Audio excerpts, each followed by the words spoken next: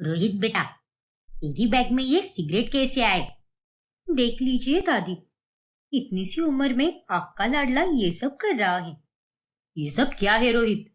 नहीं पापा, मैंने कुछ भी नहीं किया है। उल्टा ये सब तो इन्होंने ही किया है और इसका इल्जाम मेरे ऊपर डाल रही है। क्या? हाँ, अब दोनों मुझसे बदला लेना चाहती हो क्योंकि मेरे कारण ही आप दोनों की कॉलेज बंद हो गई है और इसीलिए तुम दोनों ये कर रही हो, है ना? ऐसा कुछ भी नहीं है रोहित। हम तुझसे कोई बदला नहीं ले रहे और ये कोई नाटक भी नहीं है। अरे हमें तो ये पैकेट तेरी बैग में से मिला है, जिससे ये साफ साफ समझ आता है कि तू सिगरेट पीता है। एक मिनट कोयल, कई दिन बीत गए हैं लेकिन रोहित ने ये बैग इस्तेमाल की ही नहीं। वो तो दूसरी बैग लेकर जाता है स्कूल। अरे हाँ, वही तो मैं कह रहा था कि ये सब इन दोनों का नाटक है क्योंकि ये मुझे आपकी नजरों में बुरा बनाना चाहती हैं और ये तो ये हमेशा ही करती आ रही है क्योंकि आप सब लोग मुझे कितना प्यार करते हो और ये इन दोनों से देखा नहीं जाता, इसीलिए ये जलती है मुझसे। बस बहुत हुआ रोहित, इस बार तो अपनी गलती नहीं छुपा सकता।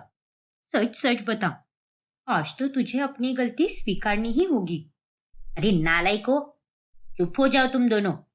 जरूर इन दोनों ने ही ये सिगरेट का पैकेट खरीदा होगा और इसे मेरे बैग में रख दिया। जब मैं इस बैग को इस्तेमाल करता ही नहीं तो इसमें मैं कोई सामान क्यों रखूंगा?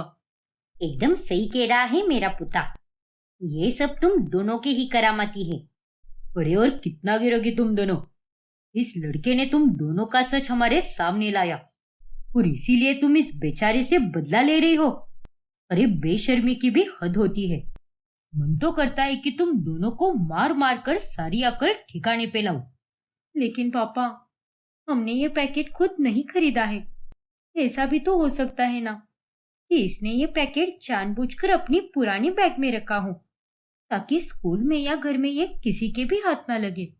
हाँ पापा, ये बैग तो अलमारी के बहुत ही अंदर छुपा के रखा था। वो तो हम जब सफाई कर रही थी तब हमारे हाथ लगा, वरना तो ये पैकेट हमें भी नहीं मिलता।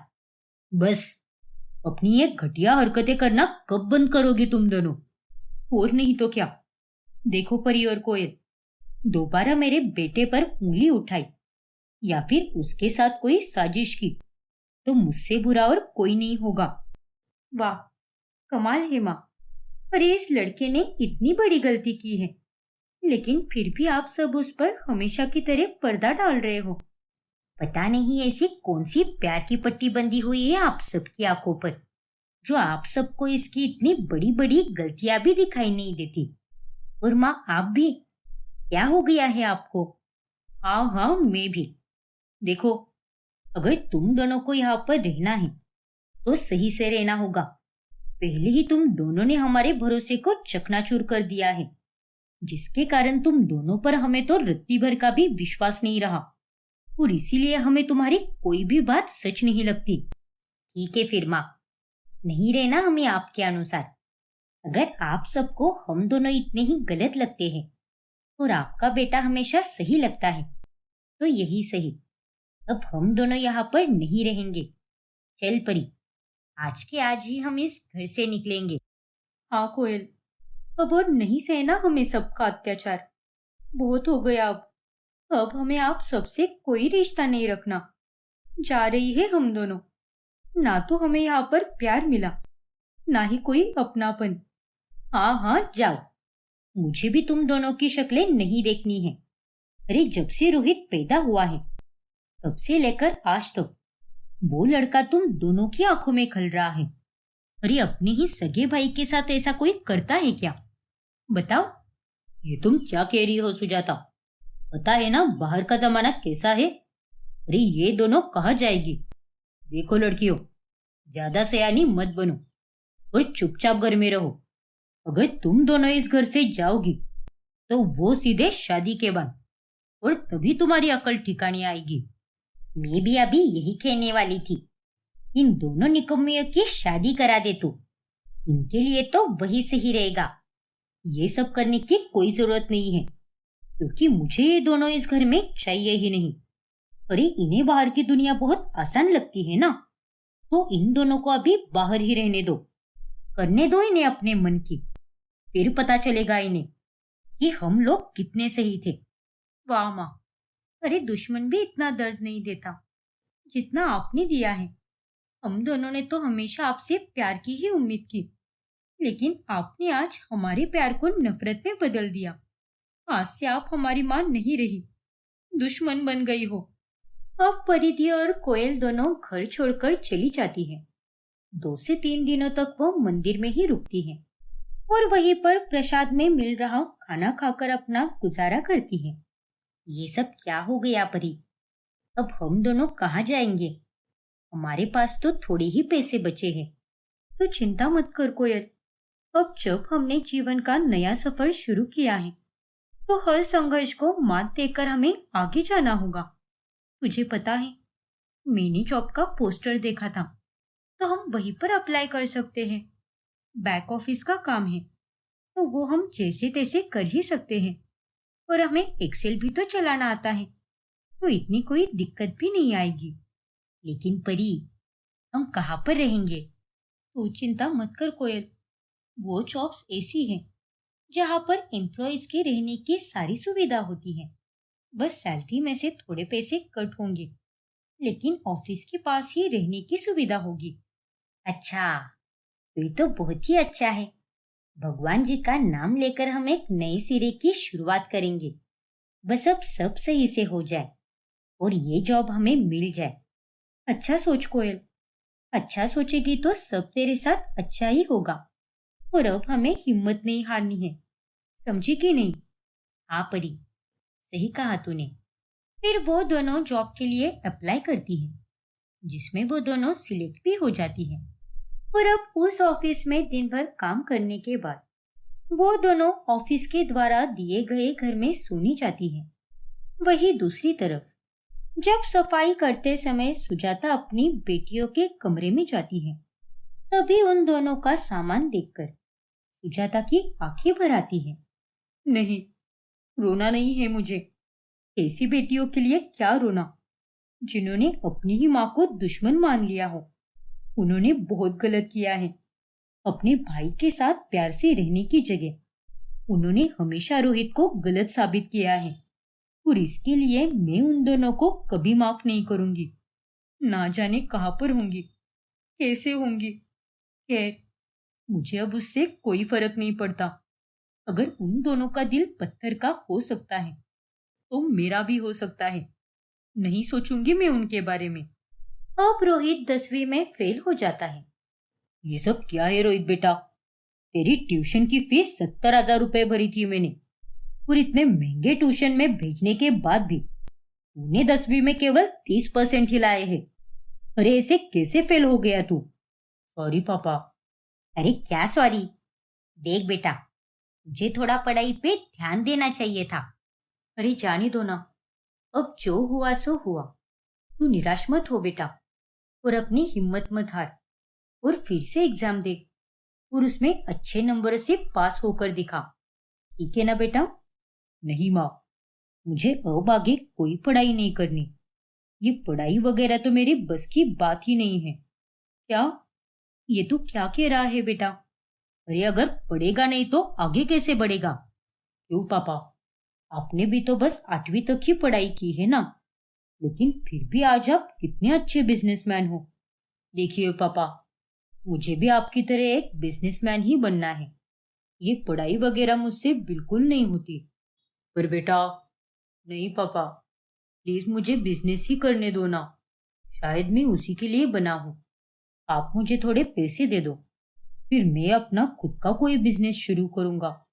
और मैंने तो सोच के भी रखा है कि मुझे कपड़ों का बिजनेस करना है, क्योंकि आजकल उसमें बहुत पैसा है। ठीक है बेटा, जैसा तुझे सही लगे, लेकिन अगर तुझे आगे बढ़ने का मन करे तो तू जरूर कर। लेकिन अब तुझे बिजनेस करना है, तो मैं तुझे वो करने से नहीं रोकूंगा। जैसे मुझे शुरुआती के दिनों में दिक्कत आई थी, वो मैं तुझे बिल्कुल होने नहीं दूंगा। मैं तुझे बिजनेस के बारे में सब समझाऊंगा। थैंक यू सो मच पापा, आप मुझे कितना समझ कर लेते हो। अब पैसे देकर गगन रोहित के लिए नया बिजनेस शुरू करता है। यूं ही समय बीतता जाता है और दोनों बहनें अब अपने जीवन में आगे बढ़ती हैं और वो दोनों बड़ी पोस्ट पर नौकरी करने लगती हैं, जिसके बाद वो दोनों अब किराए के घर में रहने लगती हैं और अपनी बची हुई पढ़ाई वो घर से ही करने लगती हैं। थैंक गॉड हम यहाँ पर आ गए, क्योंकि ऑफिस वालों ने हमें जो घर दिया था वहां पर रहना कितना मुश्किल हो गया था और अब से हम अपने ही घर में रहेंगे। यहाँ पर कितना फ्रीडम है, किराए का ही सही, लेकिन ये घर हमारा अपना घर है। हाँ कोयल, और तू चिंता मत कर, एक दिन हम अपना खुद का भी कर लेंगे। अब चल, हमें जल्द से जल्द अपनी पढ़ाई पूरी करनी होगी और इससे भी बड़ी पोस्ट के लिए अप्लाई करना होगा। अब हमारा यही सपना है कि हमें अपनी खुद की कंपनी बनानी है और हमारा ये सपना एक ना एक दिन जरूर पूरा होगा। हाँ परी, तूने सही कहा, हमारा ये सपना हम जरूर पूरा करेंगे। लेकिन कभी कभी मुझे माँ की बहुत याद आती है। काश ये सब देखने के लिए वो यहाँ पर होती। खैर, उन्होंने तो हमें जीवन का सबसे बड़ा धोखा दिया है, वो तो माँ कहने के भी लायक नहीं है। हाँ कोयल, सही कहा तूने, और आगे से उनका जिक्र मत किया कर। मुझे फिर से वही पुराने दर्द भरे दिन याद आ जाते हैं। बहुत मुश्किल से हमने अपने आप को यहाँ इस मुकाम तक लाया है, तो उन्हें याद करके मुझे इन सब पर पानी नहीं फेरना। वही बिजनेस शुरू करने के बाद अक्सर रोहित अपने सारे पैसे अय्याशी में ही उड़ाने लगता है। फिर एक दिन जब वो शराब पीकर घर आता है, तभी ये सब क्या है रोहित, तूने इतनी शराब क्यों पी रखी है? अरे तुझमें जरा सी भी शर्म है कि नहीं? ए दादी, तू मुझे ज्ञान मत दे, समझे ना? उड़ जा, मेरे लिए खाना लेकर आ, वरना वरना मैं। अरे क्या वरना? ज्यादा बोलने लगा है क्या तू? एक थप्पड़ मारूंगा ना तो सारा नशा उतर जाएगा तेरा। कितना भरोसा करके हमने तुझे बिजनेस शुरू करने के लिए पैसे दिए थे, लेकिन तू ये क्या कर रहा है? दिन ब दिन तू हमारा भरोसा तोड़ रहा है। अरे आए दिन सुधरने की जगह तू और बिगड़ते जा रहा है। नालायक कहीं का। नालायक किसको बोला? मैं नालायक नहीं हूँ, मैं खलनायक हूँ। नायक नहीं, कल नायक हूँ मैं। बदतमीज कहीं का, दूर रहे हमसे। अरे तुझसे शराब की कितनी बू आ रही है, छी। अरे आज तक तुझे हमने कितने प्यार से पाला पोसा है, इसी दिन के लिए क्या कि तू आकर हमारे साथ ये नौटंकी करे? अरे क्या क्या उम्मीदें की थी हमने तुझसे, लेकिन तूने तो उन सबको पानी में मिला दिया। अरे किया ही क्या है आप लोगों ने मेरे लिए? क्या किया है बताओ? बढ़िया है मुझे बोलने वाले। कुछ खास नहीं किया है आपने मेरे लिए, वही किया है जो सारे माता पिता करते हैं, इसलिए ज्यादा मत बोलिए। क्या कहा तूने? फिर गगन रोहित को एक जोरदार थप्पड़ लगाता है। खबरदार रोहित, अगर दोबारा तूने मेरे साथ ऊंची आवाज में बात की तो कल जब तेरी शराब उतरेगी ना, तब सोच और याद दिला खुद को कि तेरे लिए इस बाप ने क्या क्या किया है। नालायक कहीं का। अब गगन, सुजाता और मेनका रोहित की बुरी हरकतों के कारण बहुत परेशान रहने लगते हैं। वो लड़कीबाजी और अय्याशी के चक्कर में हर बार अपने घर वालों की नजरों में और बुरा बनता जाता है, जिस कारण उन्हें बहुत पछतावा भी होता है। वही दूसरी तरफ दोनों बहनें जीतोड़ मेहनत कर अपनी पढ़ाई पूरी करती हैं और पहले से भी बड़ी पोस्ट पर नौकरी करने लगती हैं। ऐसे ही एक दिन पूरे घर में छानबीन करो, जो कीमती सामान मिले वह सब ले लो। हाँ बस। अरे ये सब तुम लोग क्या कर रहे हो? कौन हो तुम लोग? तुम्हारे बेटे ने हमसे 2 लाख रुपए लिए हैं और अब वो लड़का देने का नाम नहीं ले रहा। उसका बिजनेस पूरा ठप हो चुका है, तो उसके जेब से तो कुछ निकलने से रहा, इसीलिए अब उसके घर पर ही डाका डालेंगे हम। बॉस, ये रहे जेवर और पैसे, भर भर, जल्दी से भर दे बैग में। हे भगवान, अरे नहीं नहीं, प्लीज ऐसा मत करो। अरे हटिया से, वो आदमी गगन को धक्का देने ही वाला होता है कि उतने में वहां पर कोयल और परिधि आ जाती है और वो अपने पिता को बचा लेती है। कोयल और परिधि, तुम दोनों, अरे हिम्मत कैसे हुई मेरे पिता को हाथ लगाने की? ये रहे तुम्हारे 2 लाख रुपए, चल निकल यहाँ से। फिर वो आदमी वहां से चला जाता है और घर वाले भी बेटियों को देखकर बहुत भावुक हो जाते हैं। तुम दोनों यहाँ पर कैसे आ गए? दरअसल हम यहीं से गुजर रहे थे और तब हमने बाहर से सब सुन लिया, इसलिए फौरन अंदर चले आए। देख लिया ना माँ, आज आपके बेटे के कारण क्या क्या नहीं हो रहा। और करो उसकी लाड़ प्यार। अरे हम दोनों ने आपको कितना समझाया था, लेकिन आपने हमारी कोई बात नहीं मानी। माफ कर दो बच्चों, मैंने रोहित के पैदा होने पर तुम दोनों को खुद से दूर ही कर दिया था। तुम दोनों तो बस हमेशा प्यार के लिए ही तरसती थी, पर मैंने सिर्फ तुम्हें दुख ही दिया है। और जिस बेटे को हमने इतना लाड़ प्यार दिया, आज वही बेटा हमारे साथ गलत बर्ताव कर रहा है। हाँ बच्चों, और जिन बेटियों को मैंने हमेशा हल्के में लिया, कम क्या बिल्कुल भी प्यार नहीं दिया, आज उन्होंने ही हमें इतनी बड़ी मुसीबत से बचा लिया। माफ कर दो बेटियों, माफ कर दो अपने इस नालायक बाप को। और मुझे भी माफ कर दो। एक दादी होने के नाते मैंने तुम्हें कभी वो दादी वाला प्यार दिया ही नहीं, बस एक बेटी होने के लिए कोसती रही तुम्हें। लेकिन आज मैं गर्व के साथ कह सकती हूँ कि बेटियां बेटों से कम नहीं होती, वो तो घर की लक्ष्मी होती है। और अगर उन्हें निराश किया तो मानो बर्बादी को खुद बुलावा दिया जाता है। दोनों बेटियां अपने घर वालों को माफ कर देती हैं। वही रोहित को घर से निकाल दिया जाता है और बेटियां अपने परिवार के साथ फिर से खुशी से रहने लगती हैं। शनाया फौरन होटल रूम के अंदर चली जाती है और विपुल का वीडियो कॉल उठा लेती है। हाँ बोलो ना विपुल। अरे शनाया, तुम मेरा वीडियो कॉल क्यों नहीं उठा रही थी? तुम जानती भी हो कि मुझे तुम्हारी कितनी चिंता सता रही थी। अब मैं भी क्या कर सकती हूँ विपुल, यहाँ मैं मौज मस्ती करने थोड़ी ना आई हूँ। बहुत काम है, मीटिंग्स पे मीटिंग, फुर्सत ही नहीं मुझे फोन देखने की। अच्छा ठीक है बाबा, कोई बात नहीं, बस तुमसे बात करनी थी इसीलिए कॉल किया।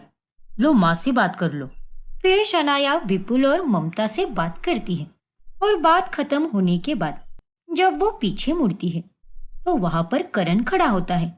अरे बाप रे, कहीं इसने मेरी और विपुल की बातचीत तो नहीं सुनी होगी ना? अगर ऐसे हो गया तो आज तो मेरा खेल खत्म। अरे जान, क्या हुआ? तुम अचानक से कमरे में क्यों चली आई? और किसका कॉल था जो तुम्हें यहाँ पर आकर बात करनी पड़ी? अरे करण, वो दरअसल बाहर बहुत तेज गानों की आवाज आ रही थी ना, इसीलिए मैं बात करने के लिए अंदर चली आई। वो मेरी ऑफिस की सहेली है ना लवीना, उसी का फोन आया था। अच्छा ठीक है, अब तो बात खत्म हो गई ना? अरे हाँ बाबा, हो गई। चलो अच्छा है, इसने कुछ भी नहीं सुना। इस तरह सब कुछ संभालते हुए शनाया मजे से हनीमून मनाकर विपुल के पास वापस लौट आती है। अरे शनाया, चलो ना, आज हम दोनों बाहर खाना खाने जाते हैं। बहुत दिन हो गए, हम दोनों कहीं बाहर गए ही नहीं। नहीं विपुल, आज मेरा बिल्कुल भी मन नहीं है। मैं बाहर जा रही हूँ क्योंकि मुझे एक काम है। लेकिन शनाया, अरे एक बार मैंने कहा ना तुमसे, तो फिर बार बार मेरा दिमाग क्यों खाते हो तुम? अरे जब से तुम्हारी जॉब लगी है तुम्हारे तेवर तो बदल ही गए हैं। इतना भी गुरूर मत दिखाओ शनाया। अरे तो फिर मैं क्या करूं? तुम्हारी तो हैसियत नहीं है मुझे कुछ दिलाने की, इसीलिए अब जब मैं अपने दम पर अपनी जिंदगी जी रही हूँ तो तुम्हारी आंखों में छुप क्यों रहा है? अरे ये कैसी फालतू की बातें कर रही हो तुम? मैं कोई फालतू की बातें नहीं कर रही, बल्कि हकीकत बता रही हूँ। देखो शनाया, ऐसा कुछ भी नहीं है, जरा सोच समझ कर बोला करो। मैं तुम्हारा पति हूँ। अरे मेरे पास भी इतना समय नहीं है कि तुम्हारे साथ बहस करती बैठूं। मैं जा रही हूँ। इतना कहकर शनाया वहां से चली जाती है। फिर एक रोज जब शनाया करण के पास होती है, तभी वहां पर पुरानी नौकरानी के गांव जाने के बाद एक नई नौकरानी आ जाती है जिसका नाम गंगू होता है। गंगू विपुल के ही मोहल्ले में रहती है, लेकिन वो शनाया को करण के घर में देखकर बहुत हैरान रह जाती है। आई शपथ, अरे तुम यहाँ पर? लेकिन इधर क्या कर रही हो तुम? क्या? अरे कौन हो तुम? और ये क्या बकवास कर रही हो? मैंने देखा है तुमको, मैं तुम्हारी मोहल्ले में रहती है। तुम तो विपुल की बाइको हो ना? अरे बाप रे, लगता है ये हमारे ही मोहल्ले में रहती है। अब क्या करूं मैं? बोलो बोलो, सच कहा ना मैंने? मेरे को पता है कि आप ही विपुल की बाइको हो। हाँ, देखो गंगू, किसी को भी मत बताना ये सच कि मैं विपुल की बीवी हूँ और अब यहाँ पर करण की बीवी बनकर रहती हूँ। काय? देवा रे देवा, इसका मतलब तुम्हारे दो दो नवरदेव है। बाबा रे, अरे तुमको लाज शर्म नहीं आई क्या? एक ही टाइम पर दो दो आदमियों की बीवी कैसे हो सकती हो तुम? अरे उस सब से तुम्हें क्या करना है? तुम बस अपने काम से काम रखो, समझ गई ना? देखो, अगर तुम चाहती हो कि मैं तुम्हारा ये राज छुपा कर रखूं, तो तुम्हें मेरे को मस्त रोकड़ा देना होगा, तभी जाकर मैं मानेगी, वरना मैं तुम्हारी वाट लगा देगी। क्या? अरे नहीं नहीं, प्लीज ऐसा कुछ भी मत करना गंगू। तुम्हें जितने पैसे चाहिए मैं उतने तुम्हें दे दूंगी, लेकिन प्लीज किसी को कुछ भी मत बताना। लई भारी, अच्छा तो फिर मेरे को हर हफ्ते तुमको ढेर सारे पैसे देने होंगे, चलेगा ना? अरे लेकिन हर हफ्ते क्यों? तुम्हारी शादी होने वाली है क्या? उंगली दे रही हूं तो हाथ मत पकड़ो मेरा। ठीक है फिर, जाती है मैं और बताती है करण साहब को कि आप कैसे उनको येड़ा बनाकर मस्त पैकी पेड़ा खा रही हो। क्या? अरे नहीं नहीं, ऐसा कुछ भी मत करना। अच्छा ठीक है मेरी माँ, अगर तुम्हें हर हफ्ते पैसे चाहिए तो मैं वो भी तुम्हें दे दूंगी। बस अब इसके आगे कोई और फरमाइश मत करना। हाँ हाँ ठीक है, चालतंय मला। इस तरह शनाया गंगू को लालच देकर अपना राज छुपा लेती है। फिर ऐसे ही एक रोज जब शनाया करण से सुबह सवेरे बात कर रही होती है, तभी वहां पर ममता भी आती है और वो सब कान लगाकर सुनती है। हाँ बेबी, तुम चिंता मत करो, मैं पहुंच रही हूँ। हाँ, नाश्ता करूंगी, बहुत तेज भूख लग रही है। ओके सोना, बाय, लव यू टू। अरे और नालायक लड़की, ये तू सुबह सुबह किसके साथ बात कर रही है, वो भी इस तरह से? अरे नहीं, ये आजकल क्या हो रहा है मेरे साथ? दो दो पतियों का सुख तो मिल रहा है, लेकिन उसके लिए मुझे कितने पापड़ बेलने पड़ रहे हैं। अरे मुंह पे गोंद लग गया है क्या तेरे? जवाब दे मुझे। अरे माँ जी, वो दरअसल मैं अपनी सहेली से बात कर रही थी। हाँ, वो ऑफिस वाली सहेली से। बहू, इन बालों को मैंने आटा लगाकर सफेद नहीं किया है, इतने सालों का तजुर्बा है मुझे। अरे तूने मुझे क्या पागल बुढ़िया समझ कर रखा है क्या?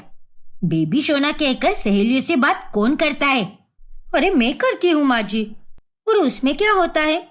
हम सब सहेलियां एक दूसरे को जान, बेबी, सोना, स्वीटी ये सब कहकर अक्सर पुकारते हैं। और अब ये जरूरी थोड़ी ना है कि ये सब बस आदमियों को ही बोला जाए, लड़कियां अपनी सहेलियों को भी बोल सकती है माँ जी। क्या जमाना आ गया है सच में। लेकिन बहू, तेरे फोन से तो मुझे मर्दानी आवाज सुनाई दे रही थी। अरे हाँ माँ जी, आपने सही सुना, वो मेरी जो सहेली है ना, उसकी आवाज थोड़ी बहुत मर्दों जैसी है, इसीलिए आपको ऐसा सुनाई दिया। अच्छा, ऐसी बात है क्या? हाँ माँ जी, चलिए अब मैं ऑफिस के लिए निकल रही हूँ। इस तरह से शनाया ऑफिस का बोलकर फौरन करण के पास जाने के लिए निकल जाती है। पता नहीं क्यों, लेकिन मुझे तो ऐसा लग रहा है जैसे कि ये झूठ कह रही थी। मेरे कान भी बहुत तेज है, मुझे सब सुनाई देता है, और वो भी एकदम साफ और सही से। वो आवाज पक्का किसी आदमी की ही थी। ममता को शनाया पर हल्का सा शक हो जाता है। फिर एक रोज जब शनाया करण के पास होती है, तभी उसका फोन बजता है जिस पर माँ लिखा होता है। अरे ये क्या? माँ, लेकिन जान, तुमने तो कहा था कि तुम अनाथ हो, फिर तुम्हारी यह माँ का फोन कैसे आ रहा है तुम्हें? आखिर कौन है ये? हे भगवान, अब तो मैं फिर से फंस गई। हर रोज मैं यहाँ आने से पहले विपुल का नाम चेंज कर देती हूँ, माँ जी का भी नाम चेंज कर देती हूँ, लेकिन मेरी माँ का नाम चेंज करना ही भूल गई मैं। अब क्या बोलूँ मैं इसे? अरे भी, मेरा मतलब करण, ये मेरी सगी माँ नहीं है, मेरी मानी हुई माँ का फोन है। क्या?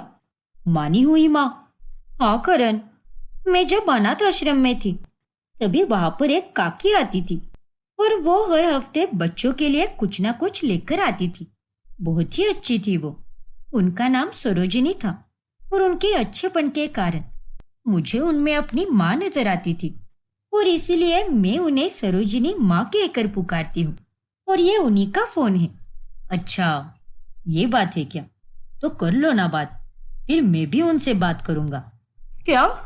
तुम भी बात करोगे? मेरा मतलब बिल्कुल करो, क्यों नहीं। फिर शनाया कॉल उठाकर थोड़ा दूर जाकर अपनी माँ से बात करती है। अरे कैसी है बेटा, अभी भी गुस्सा है क्या मुझसे? अरे माँ, मैं आपसे बिल्कुल गुस्सा नहीं हूँ, लेकिन आप अभी फौरन अपना फोन बंद कर दो। क्या? अरे पागल लड़की, ये तू क्या बोल रही है? भला मैं अपना फोन बंद क्यों करूं? और क्या हुआ है? कोई बात हुई है क्या? ओफो माँ, 100 सवाल मत पूछो। आपको मेरी कसम है माँ, जल्दी से अपना फोन बंद कर दो और अगले 10 मिनट बाद ही ऑन करना। आपको मेरी कसम। हे भगवान, कैसी उल्टी खोपड़ी की लड़की दी है मुझे। अच्छा ठीक है, करती हूँ बंद। फिर उपासना तुरंत अपना फोन स्विच ऑफ कर देती है और शनाया अब नाटक करने लगती है। हेलो हेलो माँ। अरे ये क्या, माँ ने अचानक से फोन बंद कर दिया। अरे लेकिन ऐसे कैसे? फिर से लगाओ ना। फिर शनाया वापस फोन लगाती है। देखो, फिर से स्विच ऑफ बता रहा है। लगता है माँ के फोन की चार्जिंग खत्म हो गई होगी, इसीलिए बात करते करते बीच में ही फोन बंद पड़ गया। हाँ जान, शायद ऐसा ही हुआ होगा, लेकिन तुमने मुझसे सरोजिनी माँ वाली बात क्यों छुपाई? सब कुछ बता दिया, लेकिन ये वाली सबसे जरूरी बात ही नहीं बताई। माफ कर दो बेबी, काम के गड़बड़ में मैं तुम्हें बताना ही भूल गई।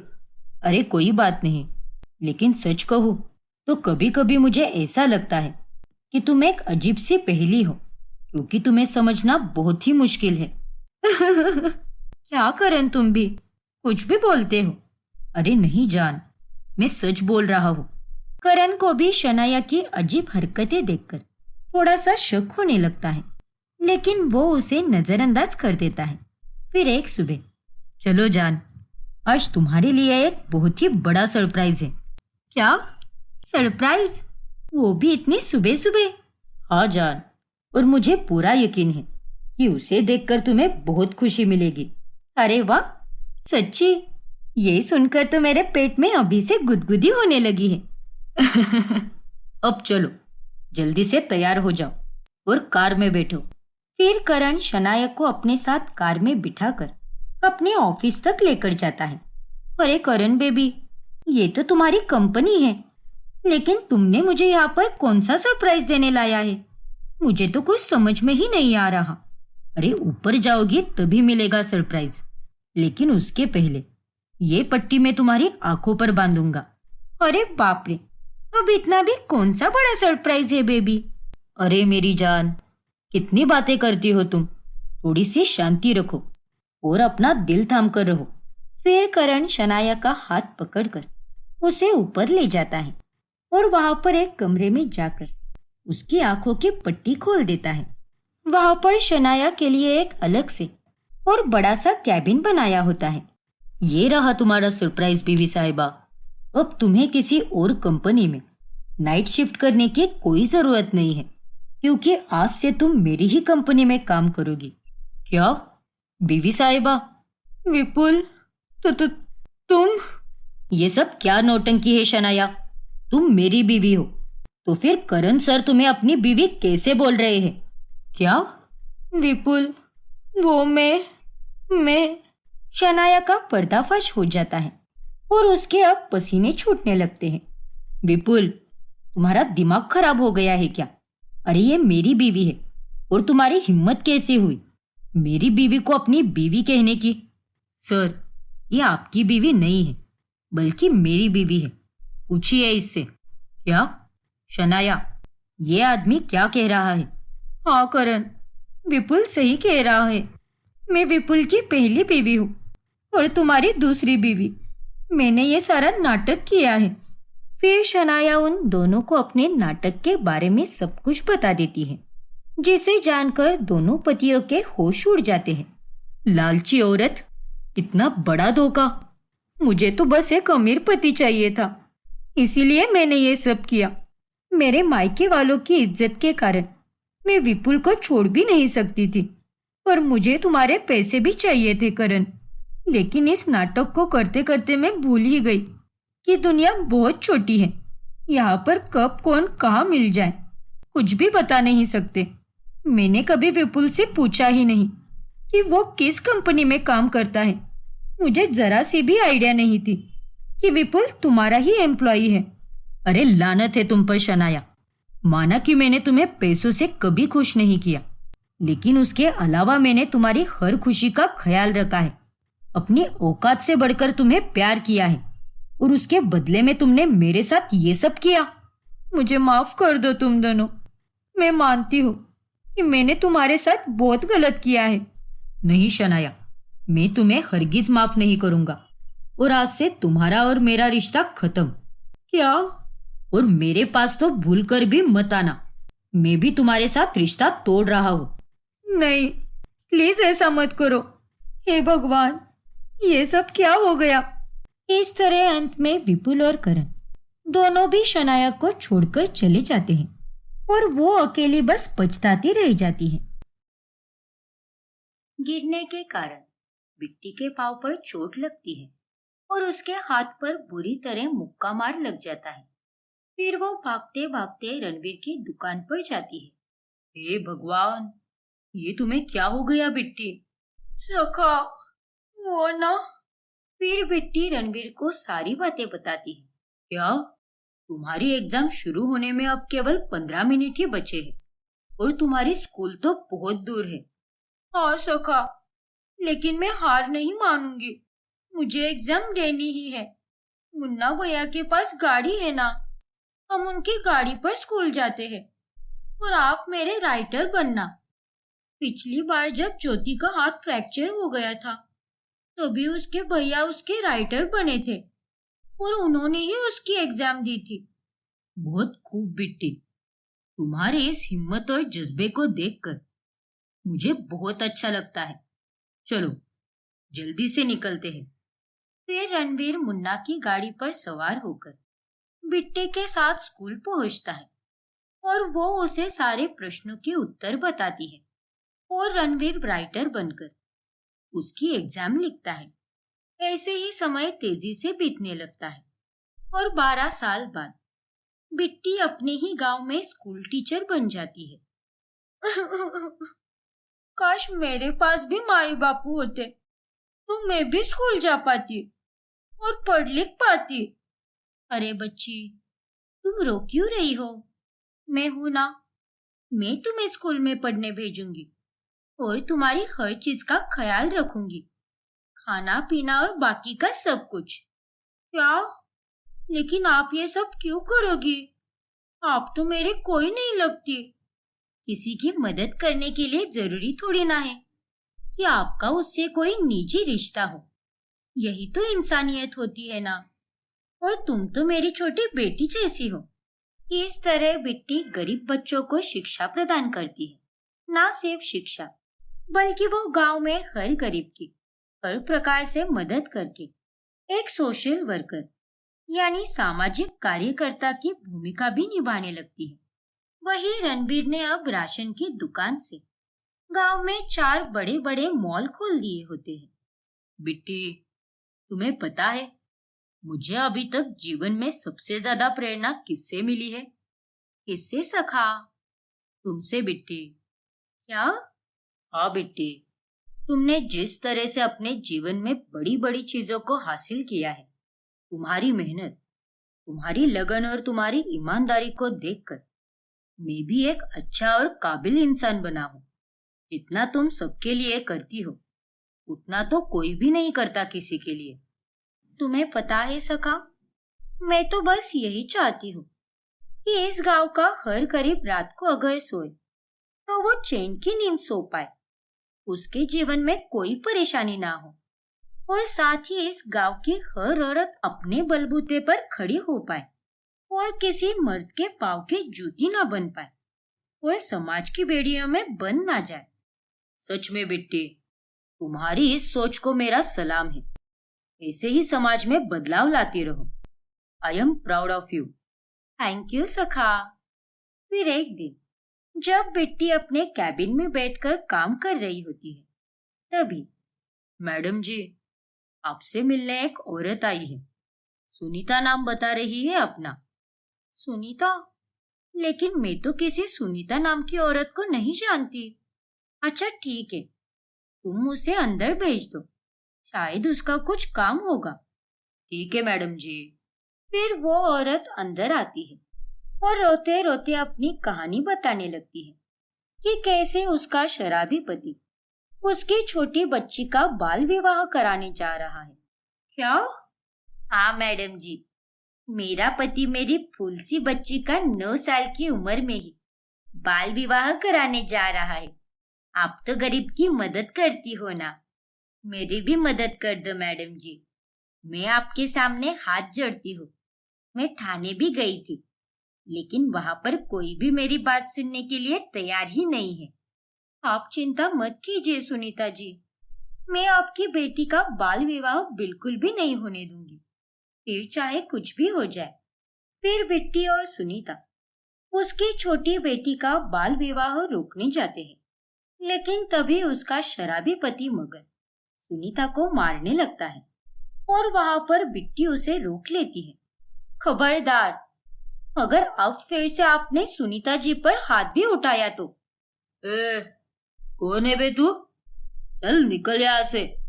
यहाँ मेरी बेटी की शादी हो रही है और उसे ब्याहकर मुझे लड़के वालों से मोटा दहेज मिलने वाला है, जिसके बाद मेरी तो बस ऐश ही ऐश है। समझी कि नहीं? चल निकल अब। ऐसा बिल्कुल भी नहीं होगा, क्योंकि अब यहाँ पर मैं आ गई हूँ। मीनू, अंदर चल, आज तेरी शादी है। चल अंदर। मीनू कहीं नहीं जाएगी, और अगर कोई जाएगा तो वो तू है मगन, और पता है कहाँ पर? जेल में। क्या? फिर बिट्टी पुलिस को बुलाती है और वो लोग मगन को गिरफ्तार कर लेते हैं। ये तूने अच्छा नहीं किया सुनीता। देखना तू एक दिन इसके लिए बहुत पछताएगी। ऑफिसर, जब ये आपके थाने में आई थी तब आप लोगों में से किसी ने भी इसकी कोई बात नहीं सुनी। आखिर आपने ऐसा क्यों किया? हाँ? वो मैडम जी, देखिए, मैं आपको साफ साफ एक प्रकार से चेतावनी ही दे रही हूँ। अरे नहीं नहीं मैडम, ऐसा मत कीजिए। आइंदा से ऐसा नहीं होगा, बिल्कुल भी नहीं होगा। अरे अगर आप लोग ही ऐसा करोगे तो फिर कैसे बदलेगा ये समाज, और कैसे बंद होगी ये बाल विवाह जैसी कुप्रथा? माफ कीजिए मैडम, इस आदमी को कड़ी से कड़ी सजा मिलनी चाहिए। जी जी मैडम जी। इस तरह बिट्टी सही समय पर आकर एक मासूम सी बच्ची का बाल विवाह होने से बचा लेती है। आपका बहुत बहुत शुक्रिया मैडम जी। आज अगर आप नहीं होती तो ना जाने क्या हो जाता। मेरी बच्ची, मेरी मीनू को मेरे पास सही सलामत लौटाने के लिए आपका बहुत बहुत धन्यवाद। आपको ईश्वर खूब खुशियां दे। धन्यवाद दीदी। कोई बात नहीं प्यारी बच्ची। और सुनीता जी, मेरे जीवन का तो यही लक्ष्य है कि मैं हर बच्ची के साथ गांव में गलत होने से रोकूं। मेरा भी बचपन में बाल विवाह हुआ था, लेकिन मेरे पति जैसा हर पति हो ये जरूरी थोड़ी ना है। मेरे पति ने मेरे लिए अपने पिता से दुश्मनी मोड़ ली, और आज अगर मैं इतना कुछ कर पा रही हूँ तो बस उन्हीं के कारण कर पाती हूँ। बहुत खूब मैडम जी, भगवान आपकी और आपके पति की जोड़ी बनाए रखे। जी धन्यवाद। बिट्टी की आवाज उठाने से तो अब गांव में धीरे धीरे बाल विवाह जैसी कुप्रथा खत्म होने लगती है और साथ ही हर बच्ची पढ़ाई लिखाई भी कर पाती है। वही इतने सालों बाद अब बलवंत पूरी तरह कंगाल हुआ होता है और वो और कविता अब एक छोटे से घर में रह रहे होते हैं। जी आप ये क्या कर रहे हैं? और इस संदूक में आपने क्या छुपा कर रखा है? कुछ भी तो नहीं। तुम जाओ यहाँ से कविता, जाकर मेरे लिए खाना बनाओ। ठीक है जी। कविता को खाना बनाते समय भी उस संदूक का ही ख्याल आता है और बलवंत के घर के बाहर जाने के बाद वो चुपके से दूसरी चाबी से उस संदूक को खोलने जाती है। रणवीर के बाबूजी को यह पता ही नहीं कि मेरे पास इस संदूक की दूसरी चाबी भी है। मुझे जानकर ही रहना है कि इस संदूक में उन्होंने क्या छुपा कर रखा है। फिर जब कविता उस संदूक को खोलती है तभी उसमें वो रणवीर की तस्वीर है और उसके बचपन के खिलौने और बाकी सामान दिखती है जिससे उसकी यादें जुड़ी हुई होती है। ये क्या? ये सारा सामान, ये सब तो रणवीर का है। मेरा रणवीर। इसका मतलब ये है कि ये आज तक अपने बेटे को याद करते हैं, जबान से उसके लिए कड़वी बातें बोलते हैं, लेकिन दिल में तो आज भी अपनी संतान के लिए उतना ही प्यार है। फिर एक दिन रणवीर बिट्टी के लिए सोने के गहने लाता है। अरे सखा, ये सोने के गहने लाने की क्या जरूरत थी? बिट्टी, ये सब तुम्हारे लिए है। इसे मैंने बड़े प्यार से लाया है और कुछ देने के लिए किसी वजह की जरूरत थोड़ी ना होती है। मुझे ये बहुत पसंद आया, इसीलिए मैं लेकर आया तुम्हारे लिए। थैंक यू सो मच सखा, ये बहुत सुंदर है। बिट्टी देखो ना, देखते ही देखते 12 साल गुजर गए। पता ही नहीं चला कि ये वक्त इतनी जल्दी कैसे बीत गया। हाँ सखा, ये 12 साल बहुत अच्छे रहे। हमने बहुत कुछ खोया लेकिन उससे भी ज्यादा पाया भी। बहुत नायाब थे अभी तक के ये 12 साल और आपके कारण ही मैं इन सालों में खुश रह पाई हूँ। आपने ना ही सिर्फ मुझे संभाला बल्कि मुझे हर वो चीज दी जिसके कारण मैं आज इस मुकाम पर हूँ। नहीं बेटे, तुम उस सब की हकदार थी और धन्यवाद तो मुझे तुमसे कहना चाहिए, क्योंकि आज तुम्हारे कारण ही मेरी जिंदगी संवार गई है। और बेटी, मुझे तुमसे कुछ कहना भी है। हाँ कहो ना सखा। देखो बेटी, अब हम दोनों बड़े हो चुके हैं और तुम्हें अगर अपनी जिंदगी अलग रहकर जीनी है तो तुम जी सकती हो, और अगर तुम्हें किसी और के साथ अपनी लाइफ नए सिरे से शुरू करनी है तो तुम वो भी कर सकती हो, क्योंकि हमारी शादी तो बाबूजी के द्वारा बांधा गया एक जबरदस्ती का रिश्ता था। नहीं सखा, इस समय मेरे लिए अगर कुछ प्यारा है तो वो आप है और दूसरा है मेरा काम। अभी अभी तो मैंने शुरुआत की है और मुझे अभी बहुत सी चीजें करनी है और मैं उन्हें पूरा करके ही रहूंगी। और आज मैं जो जिंदगी जी रही हूँ उसमें मैं बहुत खुश हूँ। बिट्टी की ये बातें सुनकर रणवीर को बहुत अच्छा लगता है। फिर एक दिन कविता अचानक से इतने सालों बाद रणवीर और बिट्टी के पास आती है और उन्हें बलवंत की तबीयत के बारे में बताती है। क्या? बाबूजी की तबीयत बहुत खराब है? हाँ रणवीर बेटा, और ऐसे समय में दवाई से ज्यादा खोए हुए रिश्ते सब ठीक कर देते हैं। बेटा चलो अपने बाबूजी के पास, क्योंकि अब मैं तुम्हें और अपनी बहू को हमसे दूर और नहीं रख सकती। लेकिन माँ, मैं वहां पर कैसे आऊं? बाबूजी ने मुझे अम्मा के अंतिम संस्कार के बाद वहां पर आने से मना कर दिया था। उन्होंने 12 साल पहले ही मुझसे सारे नाते तोड़ दिए और वो अब मुझे वहां पर आने भी नहीं देंगे। उल्टा मुझे देखकर उनकी तबीयत और ज्यादा खराब होगी।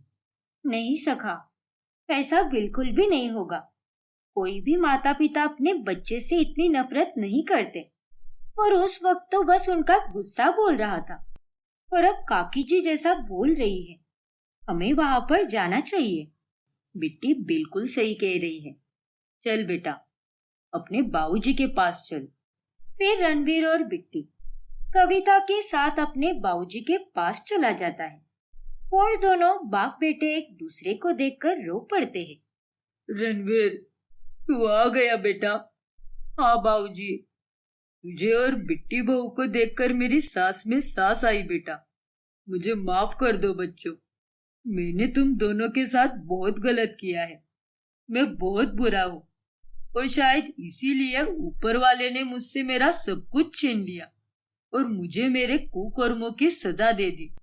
नहीं बाबूजी, ऐसा मत बोलिए। और आप हमसे बड़े हैं, इसीलिए हमसे माफी मत मांगिए। लेकिन मैंने बुरा तो किया है ना बहू। मैंने तो तुम्हारे साथ भी बहुत गलत किया है, लेकिन अब और नहीं। अब मुझे अपने बच्चों के साथ रहना है, वरना मैं जीते जी ही मर जाऊंगा। और बच्चों, तुम दोनों को जीवन में इतना आगे पहुंचते हुए देखकर आज मुझे बहुत खुशी हो रही है। अब मैं अपनी सारी गलतियों से सबक सीख चुका हूँ। मुझे माफ कर दो बच्चों। बिट्टी और रणवीर बलवंत को माफ कर देते हैं। और बच्चों, आज से तुम दोनों यहीं पर मेरे साथ रहोगे, मेरे पास। हाँ बच्चों। हाँ पापा और माँ, आप दोनों फिक्र मत कीजिए। आज से बिट्टी और मैं आपके पास ही रहेंगे और आप दोनों की देखरेख करेंगे। हाँ बाबूजी। चलो अच्छा है। और हाँ बिट्टी, मैं तुमसे एक बात बोलना चाहता हूँ। बिट्टी बहू, अब से मैं भी तुम्हारा सामाजिक काम में हाथ बटाऊंगा। बूढ़ा हूं तो क्या हुआ, लेकिन तुम्हारे साथ गांव के लोगों का भला करके मुझे बहुत खुशी होगी, क्योंकि आज तक मैंने सबका बुरा ही किया है, लेकिन अब और नहीं। बाबूजी, आपकी सोच को इस तरह बदलते हुए देखकर आज मुझे बहुत अच्छा लग रहा है। अगले हफ्ते से मैं दूसरे गांव में जाकर वहां के लोगों को शिक्षा का महत्व समझाकर उन्हें भी शिक्षा प्रदान करने का कार्यक्रम शुरू करने वाली हूँ, और इसमें आप मेरा साथ देना। वाह, क्या बात है बिट्टी, मैं इसमें तुम्हारा साथ जरूर दूंगा। और इस प्रकार से अंत में सब ठीक हो जाता है और बिट्टी और रणबीर दोनों बलवंत और कविता के साथ खुशी खुशी से रहने लगते हैं।